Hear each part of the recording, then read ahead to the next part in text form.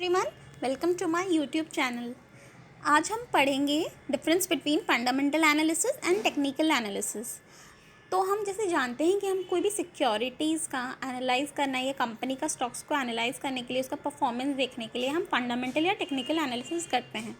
But इनके बीच का difference क्या होता है, तो हम स्टार्ट करते हैं। पहला पॉइंट है बेस्ड ऑन अकाउंटिंग नंबर्स और technical analysis is based on charts.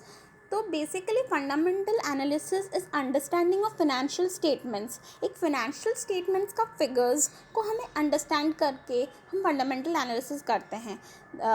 Example आप ले लो, cash flow, EPS, return on equity, उसका P ratio, profit margin, anything and everything in a financial statement. हम जो फाइनेंशियल स्टेटमेंट में data देखते हैं, फिगर्स देखते हैं, उसके थ्रू ही हम फंडामेंटल एनालिसिस करते हैं। उसे देखते हैं, उसको कंपेयर करते हैं और फिर हम जानते हैं तो एक स्टॉक का परफॉर्मेंस कैसा होगा। तो ये जो प्रोसेस है इसे हम कहते हैं फंडामेंटल एनालिसिस।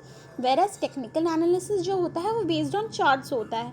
वो फिगर्स को कंसिडर नहीं करता, वो प्रेडिक्ट करता है price movement using previous market patterns.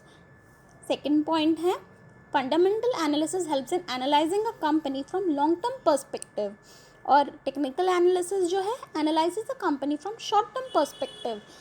जब फंडामेंटल एनालिसिस किया जाता है लॉन्ग टर्म पर्पस के हिसाब से, लॉन्ग टर्म को सोचकर, और टेक्निकल एनालिसिस वही शॉर्ट टर्म के लिए। तो इससे हम ये भी देख सकते हैं, आप और एक पॉइंट ऑफ डिफरेंस निकाल सकते हो कि लॉन्ग टर्म पर्सपेक्टिव यानी कि इन्वेस्टमेंट, और यहाँ पर शॉर्ट टर्म पर्सपेक्टिव यानी कि ट्रेडिंग।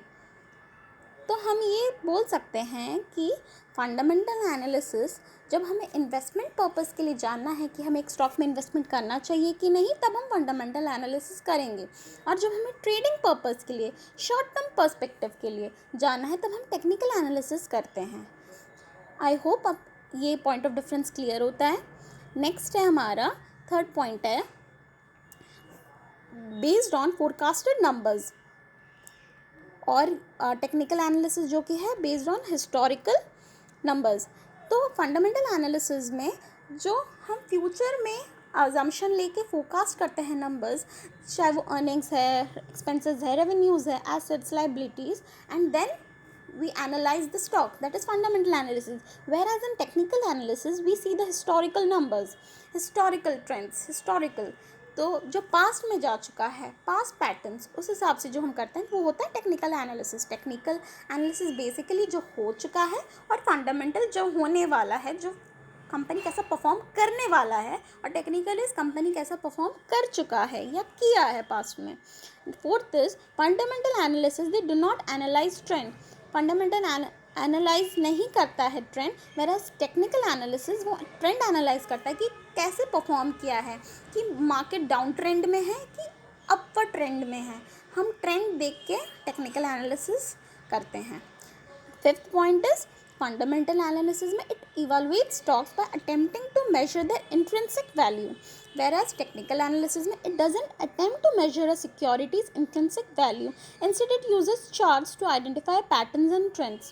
So fundamental analysis हम करते हैं, इंट्रिंसिक वैल्यू एक स्टॉक का जानते हैं, और जिससे कि हम स्टॉक को कंपेयर कर सकते हैं कि उसका जो करंट मार्केट प्राइस है और इंट्रिंसिक वैल्यू है वो कितना डिफरेंस है, कि this it helps us to know whether the stock is undervalued or overvalued. That is, we need to hold buy और we need to sell the stock. अगर एक स्टॉक ओवर वैल्यू है तो हम उसको बेच देंगे, और वहीं अगर एक स्टॉक अंडर वैल्यू है तो हम उसे होल्ड करके रख सकते हैं या फिर हम खरीद लेंगे। तो हमें हेल्प करता है जाने के लिए कि करेंटली हम क्या कर सकते हैं अपने स्टॉक के साथ। We should invest or we should take our money out of the stock. And whereas in technical analysis हमें इंट्रिंसिक वैल्यू से वो डील नहीं करता है, क्योंकि फंडामेंटल एनालिसिस में क्रूशियल रोल निभाता है इंट्रिंसिक वैल्यू, बट वहीं टेक्निकल एनालिसिस में इंट्रिंसिक वैल्यू हम मेजर नहीं करते। इंस्टेड यहाँ तो सिर्फ चार्ट्स यूज़ होता है जो कि हमें हेल्प करता है पैटर्न्स और ट्रेंड्स पता लगाने के लिए। आई होप ये वीडियो आपके लिए हेल्पफुल हो और आपको कुछ नया सीखने मिला हो, और हमारा ये शॉर्ट क्वेश्चन की तरह भी आता है, सो you could write these points. I hope it's beneficial. Thank you.